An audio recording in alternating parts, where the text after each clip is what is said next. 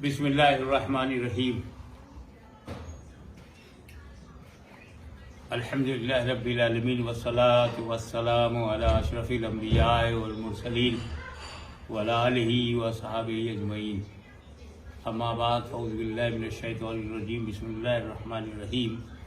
इन्ना शैताना लिल इंसानि अदुव्वुम मुबीन। सदक़ल्लाहु मौलाना अल-अलीयुल अज़ीम व बल्लगना रसूलुहुन नबियुल अमीनुल करीम व नहनु अला ज़ालिका लमिन शाहिदीन व शाकिरीन वल्हम्दुलिल्लाहि रब्बिल आलमीन। हज़रात,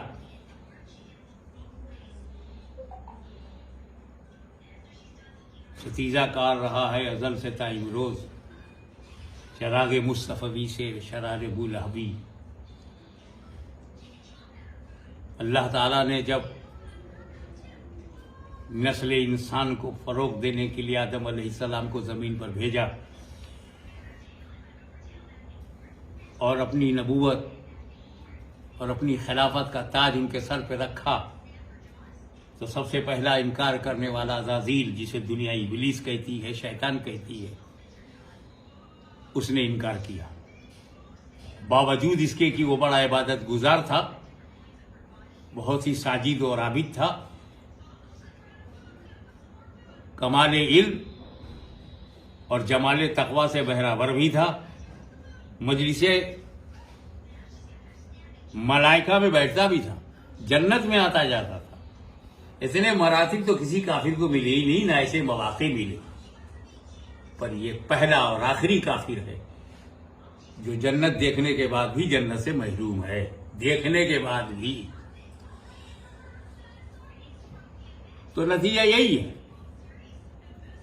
कि दो ताकतें शुरू से चल पड़ी, एक रहमानी ताकत, एक शैतानी ताकत, और ये आपस में नुबुर्द आजमाइश लिए रहे कि इससे अल्लाह ताला ने इंसानों का, अपने बंदों का इम्तिहान लिया। आजमाइश में आजमाइश की, कौन तेरे हैं वो तेरे हैं, जो मेरे हैं वो मेरे हैं, वो तेरे नहीं हो सकते। ये दो ताकतें, जिसे एक हम सिफली और एक रहमानी कहें, या एक इलाही ताकत और एक शैतानी ताकत, रहमानी ताकत और शैतानी ताकत, इन दोनों के नुमाइंदगी हर दौर में आते रहे।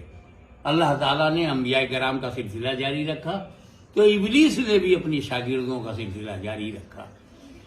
अगर अल्लाह ताला ने अपनी वहदानियत को बताने के लिए, हक को बताने के लिए हजरत इब्राहिम को भेजा, तो वो भी चुपचाप बैठा नहीं था, उसने भी अपना एक नुमाइंदा नमरूद की सूरत में बना के भेजा।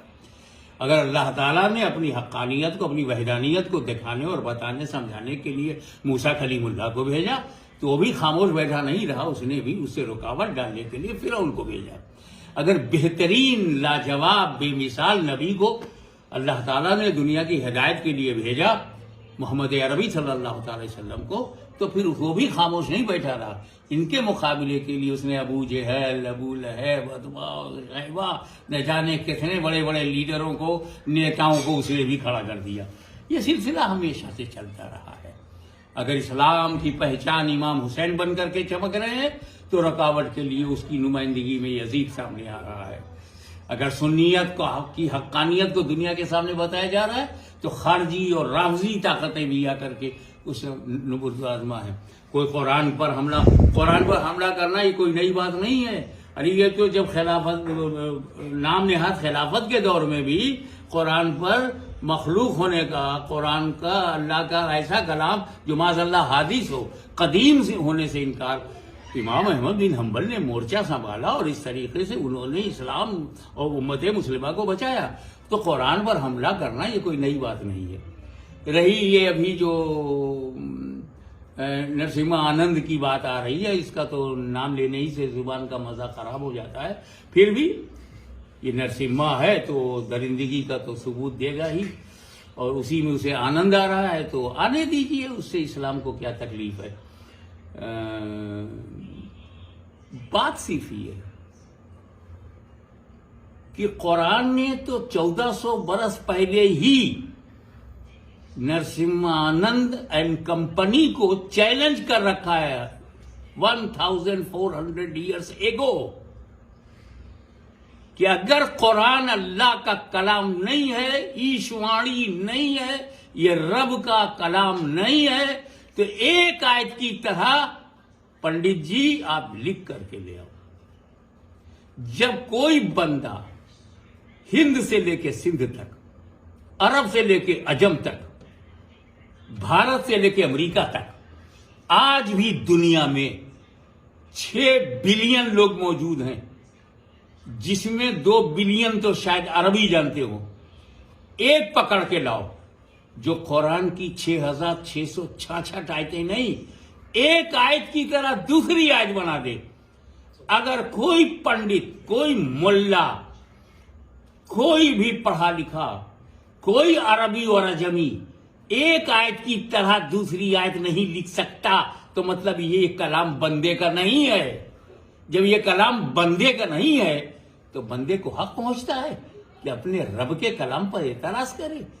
मियां, कुरान पर एतराज करने से कुरान को नुकसान नहीं होता। एतराज करने वालों की हैसियत और उनकी नीयत, क्या नीयत है इनकी, कौन जानता था? कुरान पर हमला करने से पहले इस पंडित को कौन जानता था? बदनाम होंगे तो क्या नाम नहीं होगा? ऐसा भी कि बड़ी हस्ती से लड़ जाओ, बड़ी बात से टकरा जाओ, बड़ी तारीखी हकीकत से पंगा ले लो, बदनाम होंगे तो क्या नाम ना होगा? यही नसीम आनंद, जिन्हें अहले हुलूद नहीं जानते थे, आज पूरा हिंदुस्तान, पूरी दुनिया इनका नाम जान गई है। इसी नाम के लिए ये बदनाम हुए हैं, तो उनको बदनाम होना मुबारक हो, हमें हमारा इस्लाम मुबारक हो। वाखिर दावाना।